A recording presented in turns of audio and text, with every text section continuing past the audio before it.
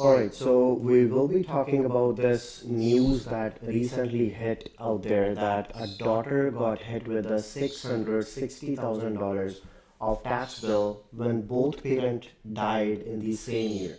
So let's see, Ashley, first let's go over what exactly happened, and then we're going to go on to the how your estate planning works in Canada. So we're going to go on to the what exactly happened in this particular scenario, and then I'm going to explain the overall what exactly is estate planning, how it works, how your assets are taxed, and when it has to be transferred to the next generation. Okay, so now this was a case of Ontario when a woman, she had to use nearly all of her parents' retirement savings to pay off more than $660,000 of tax bill when both of them died, both of their parents died in the same year. Why that happened, what that was, we're gonna break every single thing down. Okay, so what they had was, now they lost both of the parents in 11 month. Canada Revenue Agency made it clear they wanted their money. That's what the lady said. Now the mother, Galia's mother Jackie, died in January, and then father suddenly passed away the same year. What they had was, in terms of their assets, they were not living any very luxury life. It was a decent lifestyle that they have. So her dad had a lot of savings in his RRSPs. So RRSPs are basically a registered retirement savings plan. So they had a lot of money in sitting in RRSPs, but then 5 years ago they sold their family home and made cottage their primary residence, their principal residence. So right now we got to know that they had two houses. Again, we're gonna break it down how each of it is taxed. So we're gonna dive more into it as well. So currently they had a family home and they had a cottage as their primary residence.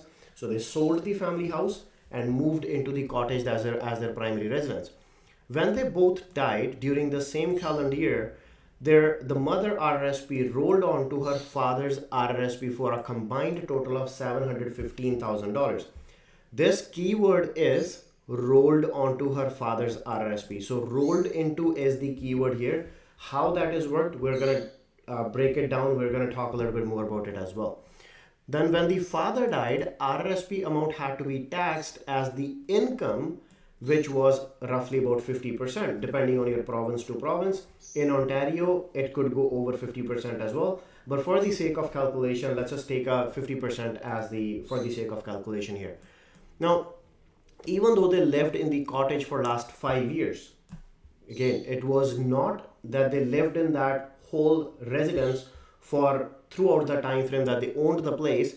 So they lived in the cottage for last 5 years. Revenue Canada still wanted portion of the capital gains of the property from the time they owned. So they owned it since 1998 till 2019, but they only lived in that property for only 5 years. So again, how everything is taxed, we're going to dive more into it, okay? But keep this in mind that they owned the cottage since 1998 till 2019, but then they lived in that cottage for about 5 years.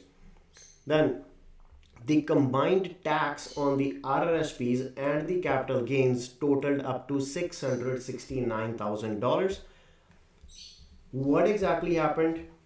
We're gonna break it down in very easy numbers as well. But right now, think about it. So they had RRSPs. So mother had RRSPs that rolled onto. So sorry, give me 1 second. Okay. So mother had RRSPs that rolled onto the father's RRSPs. There was no tax implication at that. But then father passed away as well. At that time, everything was to go on to the next generation, and it was based on the income. Okay. Now, they had the family house, which they sold, but then they moved into the cottage that they lived for some portion of throughout whatever the time frame they owned it for. Other than that, if you read, they did not have too much money, or did not had any other assets, but from everything that they just had, their total tax bill came up to $670,000 roughly. How that happened, what that happened, then there were some recommendations, what could have been done.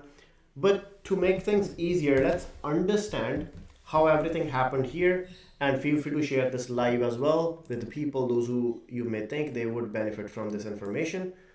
So let me actually zoom in a little bit.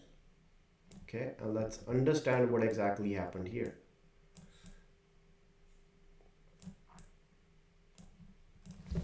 All right. So let's see all the assets that you own. First, let's take the same example. Okay, it was a guy and then the lady. So a couple, whatever they owned, let me make this, ladies have to be beautiful. So let me make it a nice one. Okay, so anything that they both owned after the lady passed away, everything was rolled onto the father's RRSP tax free. So this is called spousal rollover. Spousal rollover is mostly tax free.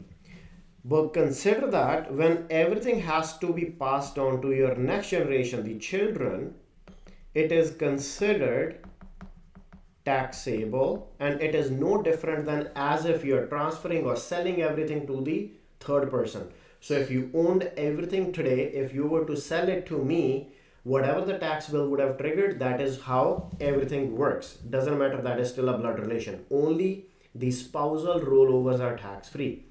Now, in their case, what were all the assets they owned? So they had their primary residence, first of all, plus they did not have the TFSAs, but what if they had the TFSAs? We could talk a little bit more about it as well. Other than that, they had some RRSPs sitting in there, plus they got capital gains on the property that they had, that they lived in for a few years. So some people also have this in mind, that if I lived in my primary residence, or if I lived in one of my properties for, let's say, 2 years or 5 years, it becomes my principal residence for rest of my life. That is not the case. So it's always prorated based on how many years you lived in that property as compared to how many years you owned that property. Okay, so spousal rollover happens automatically when passes away or need to be part of the will. It's always recommended the moment you have any single asset, the moment you have a kid in your house, you always must have a will. That is a no-brainer, because in Canada it is weird that there are, again, some, depending on province to province, but in some cases you may see if someone does not have a will, even if it was a spousal rollover, only up to $300,000 of the fair market value is transferred onto the spouse. Other than that, it is automatically transferred onto the kids or as your relationship goes. So to have more control, definitely need to have a will. But yes, spousal rollovers, yes, you need an executor, lawyers, and if your parents had power of attorneys, that could work as well. But yes, that's where lawyer kicks in, and spousal rollovers are done at the part of estate. So when the final returns are filed, so at that time, whatever assets are, they are rolled over to the next spouse. That's where lawyers, CPAs, these all people kick in, right? But yes, there is nothing extra that has to be done, but definitely must have a will for other purposes as well. Now, let's see how all of these three different classes are taxed. In their case, it was only primary residence, RRSPs, and a rental property. But what if, I'm gonna give you an overall picture. Some of you may have some corporations as well. One or multiple, doesn't matter. They all get taxed the same. Okay, then you may have, let's say, multiple properties, plus you may have some stocks, some funds, some crypto. Well, we're not going to go into the cars and jewelry and all that, but let's go over, these are the three different ways your estate will be taxed. Your primary residence and your TFSA, they both fall under tax-free category. Now you may think that, okay, in their case, in the daughter's case as well, the news that we just discussed, so in this case, yes, it was a primary residence, but they only lived in that property for portion of the time. It was not, they were not living in that property for the time that they owned the property. Okay, primary residence and TFSA, they both are transfer tax free. RRSPs and any money sitting in your corporation's returned earnings are considered 100% income. We're going to take an example. if in your RRSPs you had, let's say, roughly $500,000, in your corporation you had $500,000 sitting in your retained earnings. You may not have it today, but we are talking, let's say, by the time you're age 80, 85. So all these years down the road, you would be having, all this wealth. Now let's see how it will be transferred. RRSPs, whatever you could use, you will be using it for throughout your retirement, but whatever is left, let's look at how it will be taxed. And then the third class comes down to is all your passive income or your investments, and this will be considered capital gains. They all are taxed differently, and these are the three classes. If you have any asset other than this, they all will be falling under one of the other tax treatments. Okay, now how much is the total? Let's consider that this comes down to your $1 million. Okay, and this total, you own, let's say, 5 properties, stocks, crypto, whatever you can think of. This total comes down to, let's say, $5 million. Now your total, and this we are talking about only the gain, the net worth, okay, assets minus liabilities. So after you would have paid all the liabilities, let's say $1 million is sitting in there, $5 million, you purchased properties of, let's say, $1 million all the years back, and now they have appreciated up to a 6 million. So 5 million we are considering purely gain here. Okay, 1 million and 5 million. Your total comes down to $6 million here. Okay, again, we are talking about long term, all the way, by the time we are age 80, 85, when one day or the other everything has to be passed on to your next generation. Let's see, this we are not considering because it's tax free. This will be 100% income, and this will be capital gains. So out of 6 million, 1 million was combination of your RRSPs and your corporation retained earnings. That money is sitting in there. Other than that, you have $5 million of your rental properties, your stocks, funds, cryptos, jewelry as well, whatever it could be. Okay, now your tax treatment, out of 5 million, $2.5 million will be taxable and $2.5 million will be tax free. Depending on your province to province, if let's say you were to assume if you had $1 million of income today, how will it be taxed? It will be taxed at roughly 50%. So on this, now if you consider everything, on this $6 million, 1 million straight up 100% income. If 1 million was your today's income, 50% is your tax bill. That comes down to $500,000. On this 2.5 million as well, and remember this is tax free. So half of the capital gains goes tax free. On this 2.5 mil, again, there will be 50% tax. That comes down to, how much is it? $1.25 million. Now your total tax, just the tax bill is what we are talking about. So this portion comes back and gets added back here, 500K. So your total tax bill is $1.7 million on your gains of $6 million. Guys, until this is paid off, until your $1.7 million of tax bill is paid off, your kids do not acquire the assets unless it's sitting in the segregated funds, unless it's sitting in the life insurances. Those can bypass the probate fees, estate and all that, right? But if all of your money is sitting in the regular assets like mutual funds, rental properties, corporations, whatever, it will be not going to your next generation until the tax bills are paid off.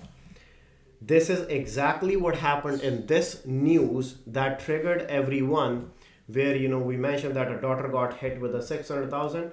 This is exactly how their tax bill was calculated. Now coming back on to how to plan for this tax bill. Whenever you talk about, and if you don't plan for it, start summarize, that's exactly what we're going to talk about. Guys, if you don't plan for it, this is, of course, this bill is coming up. And then one day or the other, today we read the news of that daughter of the Ontario case. If we are not planning for it, we will be in the news as well. If you want to be famous, sure, that's a good news, but I'm sure our kids are not going to like it. Okay.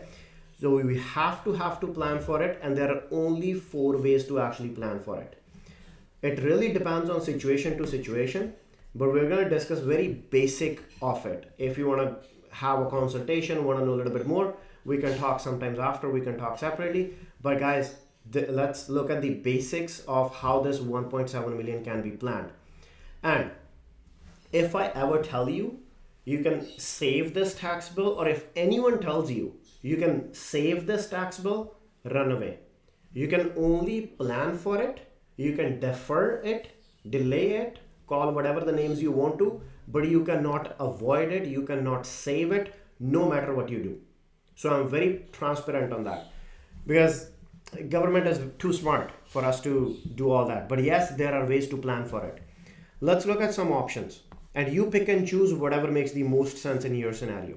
Okay, we're gonna go with 4 different options.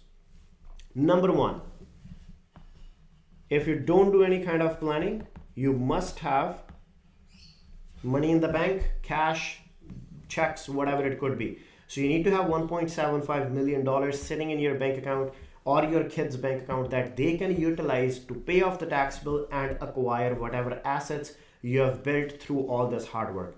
If you don't have it, we're going to move on to the other 3 options. What happens if you don't have this money in the bank? Then comes your sale of assets. Guys, if I owned 5 properties, to pay off $1.75 million, imagine each property gained $1 million. To have $1.75 million, 2 of my properties, I would have to donate it to the government. Not like actually donate it, but in terms of taxes, you are giving it away. So those assets have to be sold to pay off the tax bill, and that is exactly what happened in this daughter's case. To save her primary house, to save her condo of her family, she had to give away all the RRSPs that they have saved up to save her house. So if you want to, if you're building all of these assets, all this, through can someone just confirm, am I audible, visible, everything is good?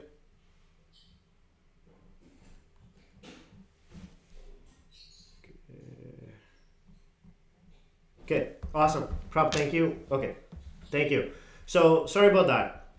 But anyways, guys, so if we are not planning for it, either ways, government is there to take away our 2 out of the 5 properties. Let's see other 2 options. The other 2 options comes down to is, you can set up a family trust. Well, in family trust, there are multiple different ways to design whatever. But you need to keep in mind, in family trust, how it works is, there is something called Section 85 rollovers. So anywhere where is a word rollover, most likely they are talking about a tax-free rollovers. It does not trigger any taxes.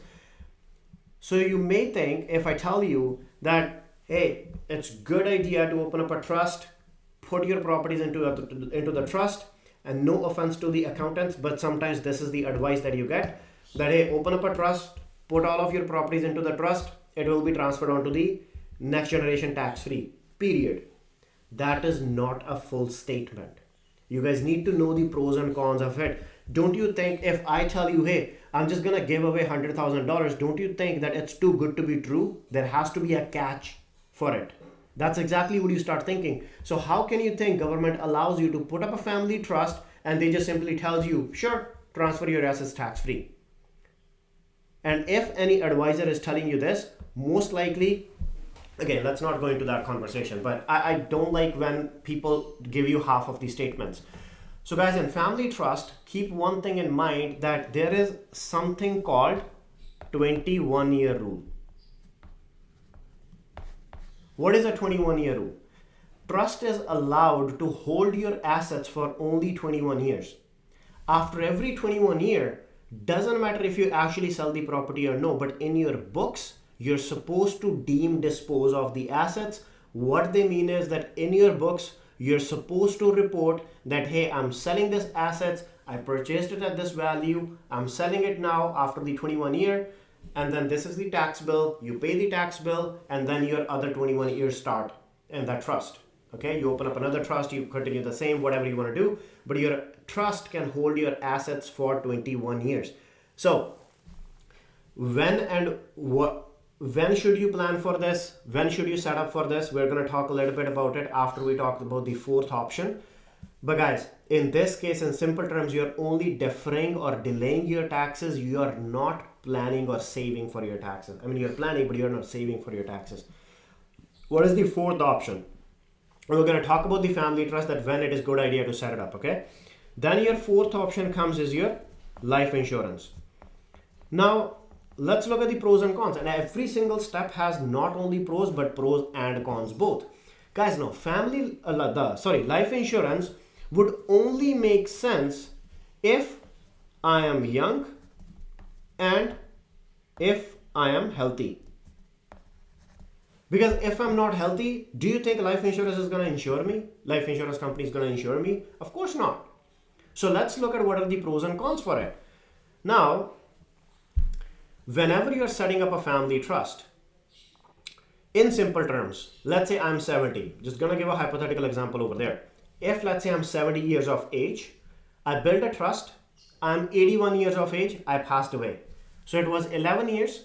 After 11 years, my trust still has 21 years. So trust is still continuing. It's not triggering any taxes right now. But after my trust's 21 years complete, now my kids are responsible for the taxes. And guys, guess what?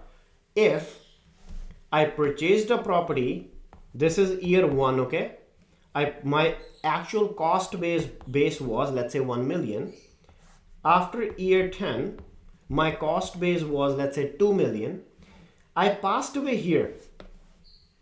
I was supposed to pay off the gain of $1 million, but it doesn't happen. At the year 21, now my properties are, let's say, 4 million. My property grew double in value. Guys, my kids were supposed to pay off the tax only from 2 to 4. But because I used family trust, they would be paying taxes from 1 million to 4 million, not from 2 to 4. So in simple terms, I am throwing my tax liability onto my kids. And it's totally okay. If you want your kids to remember you for leaving them the tax bills, that's your option as well. Okay, but I personally don't want to do that. So, but then you may think, let's look at which one should be the best option. Guys, it all comes down to what is the cost of setting something up. What is my cost in number one? Money in the bank. My cost is $1.75 million. That is my cost. And everyone wants to have a less cost, more benefit. What is my cost in the sale of assets? Out of my 5 properties, 2 of them are gone. Each property was gaining $1 million in value. Now my cost is 2 million here. Okay, keep these numbers in mind. Number 1, my cost is 1.75 million. Number 2, my cost is 2 million. Number 3, okay, in family trust, let's look at how much is my cost. Let me clear this out.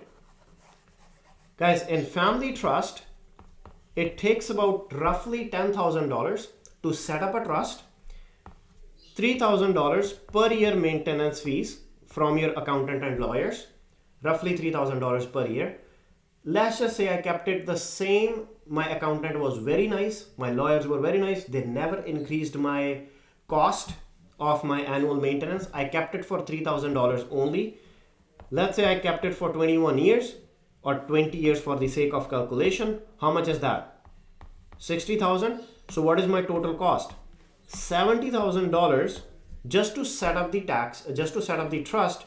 But remember, I still have to pay this tax bill because I'm only deferring it.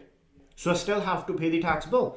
So guys, here my cost will be 1.75 million plus $70,000. So my total cost comes down to, in the option number 3 is 1.75 plus 70. Let's recap. Number 1, my cost is 1.75. Number 2, my cost is 2 million. Number 3, my cost is 1.75 plus 70,000. Guys, number 4, life insurance. How much is my cost? Now here depends on your age and your health. So if you're young and healthy, let's say if I consider myself 30 years of age, for me, it would cost me somewhere about, if I want to plan it big, somewhere about $100,000. and I'm gonna make sure it covers my at least $2 million of tax liability. But this I can say because I'm young. But what if, and this 100,000, I'm not putting it right away. I'm putting it maybe $200 per month for whatever the time frame, or maybe $500 a month, whatever it could be, right? But the point is, my whole goal is to make sure I plan for this tax bill. But guys, what if I'm too late? No one told me, you were not attending my TikTok live. No one told me that you were supposed to plan for this. What if now I'm 70 years of age? I am uninsurable. Life insurance is out of the picture. I'm uninsurable. I cannot get life insurance. And even if I do, it's too expensive for me. Now guys, my only friend will be the time. I can only play with time. And in that case, this will be my best option. 21-year rule, family trust. So in this case, I'm gonna make sure I set up something. Because if I still don't set up something, first of all, I'm stupid that I'm not planning for my kids. And if secondly, if I don't plan for it, either ways, my kids are gonna remember me for all the tax bill that I left for them. You may think, fine, I'm leaving them 5 properties, the 2 is gone, still I'm leaving 3 for them. Fine. My question, do you remember people for doing always good to you, or do you remember people for doing something bad to you? We always remember when someone did something bad for us. It's not about what we are giving our kids, it's about what we are leaving them with. Okay? They're always gonna remember we had to deal with all the crap that mom or dad left us for. And not to forget, this sale of assets is going to take anywhere from 2 to 5 years, because your kids are not the owners on the properties. Okay, your kids are not the owners, so you have to include the executors, the lawyers, realtors, court will be involved as well. Now, sometimes you may think, what if I add on my kids onto the properties or onto my corporations when I'm alive? Sure. Number one, if you're transferring 100% to them, of course, you have to pay taxes when you're transferring it to them. And if you're transferring at the same cost base, I purchased the property for $500,000. I transferred it to my kids at $500,000. I don't want to pay taxes. But guess what? You're doing the same stuff, that you're transferring your tax liability onto your kids, because now when they have to sell it, they have to pay taxes based off of whatever the gain was since $500,000. Guys, these are the only 4 ways you can actually plan for your taxes. And if you don't plan for it, CRA is coming after those properties, and then we're gonna be in the news that fine, we had to pay this tax bill, we were all in this, and then we get famous, fine for the tax bills, perfect. But this is how your estate planning works in Canada. Any questions, any concerns? Let me know. Let's talk few scenarios. What are some frequently given statements that I hear? Number 1, what if I make my kids the owners of the properties when I'm alive? We just talked about if you're doing 100%, if you're making them 100%, then you're transferring your tax liability onto them. And if you're selling it to them at the fair market value, that means you're already paying taxes. So you're either paying taxes when you're alive, or you're paying it when you're gone away. Second, what if I bring my kids as the directors in the corporation? Fine, you're doing the sale of shares. Guys, whenever you do the sale of shares, you have to trigger those same taxes. And if you're bringing your kids at the $1 valuation, it's the same thing. When they have to sell the corporation, when they have to dissolve things, you are basically transferring your tax liability onto them. What if they never sell it? Fine. How many generations do you think they're not going to sell it for? 1 generation, 2 generation, 3 generation? Fine. Let's just say they did it for 5 generations. 5 generations, they never paid taxes, kept delaying. Guys, the 6th generation is going to curse you guys big time. Okay, question, does the same concept apply if you purchase a property overseas? Now, how you're taxed is not about which country you have those properties in. There can be structures involved, shell companies, and in this case, I would highly recommend to sit down one-on-one with me or any other professional out there. Now, to answer this, if I'm tax resident of Canada, I will be taxed in Canada as per the tax rules. So in Canada, these are the tax rules that we just discussed. Even if I had foreign property, even if I have foreign income, Canada has tax treaties with every single country, or pretty much with almost all the countries out there. So how it's treated is, let's just take a rough example. If let's say I own a property in US, I own a property in India, I own a property in wherever country. Whatever I was supposed to pay as per the Canada and that country's tax treaty, I will be paying over there as a non-resident, and that income will be reported in my taxes or my final return during a state. That will be reported as my world income. So it combines as my foreign income, sorry. So as my foreign income, it combines everything and it taxes me as per the Canada's tax rules. Okay, so that is how it is taxed. So it's not about which country you own the property in, it is about which country you are the tax resident of. That is where the game is. So that is the reason you may see a lot of people are moving out of Canada, because Canada is a very beautiful country and we get some Christmas lights to pay the taxes. All right, thank you so much. Thank you so much for being here. Thank you for engaging. It was a pleasure. Hope you guys got some value. See you in the next session. Peace. Take care.